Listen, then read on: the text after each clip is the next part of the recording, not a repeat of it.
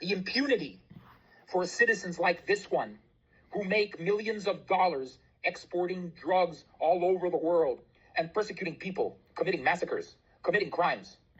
But to me, the glory here's. Where was it that the government would do there? They in May 2024, I flew exclusively for Petro, Cousin, their family members and employees, internally known as REHAG personnel. In late May, there was a report on Fantastico, and this report pointed to the first connections of these names to organized crime. From then on, the flights intensified mainly to Brasilia. On August 6th, I flew a bit to Brasilia and Paminondas handed me a paper bag. He said that I needed to be careful because there was no money there. This bag left São Paulo but did not return. According to a conversation between Bet and the people from REHAG, the destination would be Senator Ciro Nogueira. On August 20th, another flight to Brasilia, another meeting with Beto, this time with Senator David Ocolum, and they only returned from the meeting at dawn. In September of the same year, I piloted a Cessna Magholder on a flight that had on board the Minister of the Supreme Federal Court, Dias Toffoli. The itinerary included Brasilia and Olinda, but the final destination was the Taya Resort, a place identified by the media as the epicenter of the movement of the Minister of Rehab and of Banco Master. During this period, the company's fleet began to grow rapidly, and aircraft such as the Michael Lima, the Lima Papa Golf, the Papa India, among others, were acquired. Aircraft that together total hundreds of millions of reals. According to Paminondas, this aircraft belongs to a group formed by Antonio Ruda, president of União Brasil, Danilo Drento, lobbyist investigated for INSS frauds and in the purchase of vaccines, and Espessora da Sua Praça, former STJ minister, and the two with their people. It was Paminondas with whom Ruida was coordinating the construction of the BRB for the construction of its own hangar at Brasilia International Airport, the former Saga hangar. And BRB, in turn, also appears connected to Banco Master.